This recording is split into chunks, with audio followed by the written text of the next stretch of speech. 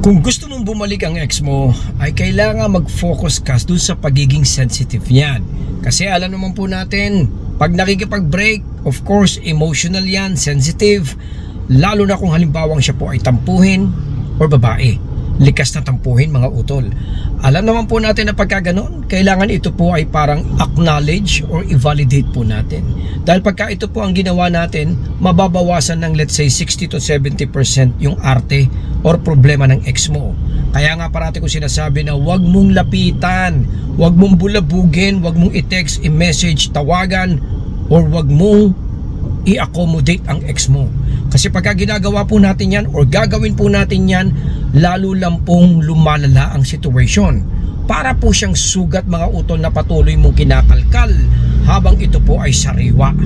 Dahil ang ex mo may mga emotional struggles or baggage din po yan. So having you, seeing you, or being with you ay nagpapabigat lalo ng kanyang karamdaman or pakiramdam. Parang kayo po mga utol.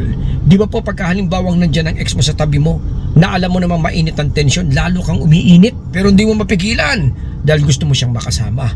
Sa damper mga utol ay kakaiba po ang situation. Kaya halimbawang kayo po ay lapit ng lapit, beg ng beg nagmamakaawa sa kanya, lalo lang po siyang naiirita doon. Lalo lang po siyang napapalayo mga utol. Kaya kung halimbawang gusto mo siyang bumalik mga kapatid, ano ba naman yung i-acknowledge mo yung problema? Sabi mo sa kanya na ina-accept mo na, naiintindihan mo na. Pero hindi porkit ginawa mo to ay babalik ka na mga utol. Of course, ang susunod po dyan is no contact. Kailangan pa rin po natin siyang iwanan. Kailangan pa rin po natin siyang pabayaan mga utol.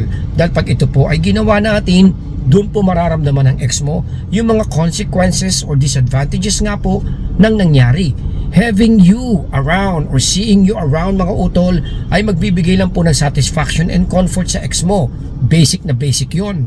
Kaya don't ever waste your energy mga utol, your time and effort sa kakasubok na siya po ay bumalik sa mga oras na siya nga po ay nagtatampo or sensitive. Kahit sabihin na nga po natin siya po ay parang hindi galit mga utol, kahit ano pa man yan, kailangan mo pa rin lumayo. Kailangan mo pa rin siyang distansyahan mga utol, dahil dito po niya makikita yung tunay mong halaga. Dito niya mararamdaman nga po earlier na binanggit ko yung consequences of the breakup na binanggit ko naman po sa inyo kanina. Sobrang ganda or positibo na magiging outcome mga utol pagka naramdaman ng ex mo na kayo nga po ay nagbigay po ng respeto or space muna sa kanya. Hindi lang unconsciously siya po ay mag-heal mga kapatid, or naturally mas maraming maiintindihan or makikita yung importance natin. Syempre pagkakataon din po ito mga utol para ma-miss ka niya. At alam naman po natin yan yung mga gusto natin mangyari kung gusto mong pabalikin ang ex mo. Tatanungin kita, gusto mo bang bumalik siya dahil napilitan siya sa'yo? O gusto mong balikan kanya o magsabi siya na mahal ka niya dahil pinwersa mo mga utol? Of course, walang may gusto nito. Ayaw natin yon. Kaya useless mga utol na siya po ay kulitin. Useless na siya po ay habulin. Ang pinaka the best dito mga utol ay magpaubaya po tayo.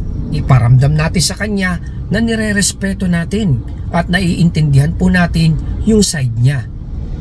Ang mali kasi sa atin dyan mga utol, makikipag-compete pa tayo, makikipag-away, makikipaglaban pa tayo, papatunayan pa natin yung point natin mga utol na hindi nating alam na ito po ay nagpapalala ng sitwasyon. Kaya ngayon, kumalma tayo dahil kailangan mong i-compose at i-build once again mga utol yung sarili mo. Kailangan mo ng lakas, kailangan mo ng emotional strength, dahil magiging wala din and useless din mga utol kung halimbawang babalik siya sa'yo sa oras na kayo nga po ay nadidepress, nahihirapan, nalulungkot, walang kakayahan at mahina. Mas magiging madali kung magpo-provide ka ng space, dahil 50% doon mga utol dadali ang trabaho mo. Dagdagan mo pa ng pag-acknowledge ng kanyang nararamdaman mga utol, magiging perfect na. So a total of 100% na yung chances natin kung halimbawang gagawin natin ang mga bagay na to mga utol. I know, it's hard na gawin yan. Kaya nga po inimbento o pinupush ng karamihan yung no contact.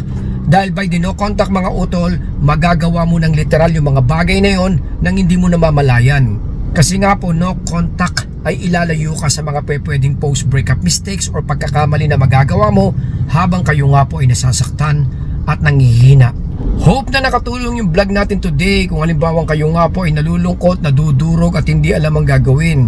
Dahil by just simply listening sa video at tinakal natin ngayon mga utol, ay mas maiintindihan mo kung anong dapat gawin kung gusto mong maibalik ang taong mahal mo sa'yo.